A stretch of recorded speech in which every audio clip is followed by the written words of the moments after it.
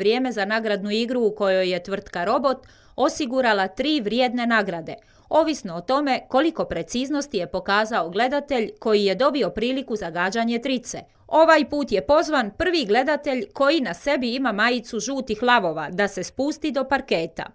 Navijač žutih iznenadio je i sebe i publiku kada je iz prvog pokušaja ubacio tricu sa majicom preko glave, pri čemu je zaradio ovacije publike, te osvojio ni manje ni više, već Možete reći kako ste to iz prvog pokušaja pogodili, to zatvorenih očiju? Pa nemam pojma, nevjerovatno, vjerojatno je bila neka luda srića. Ste to vježbali ili je to bilo?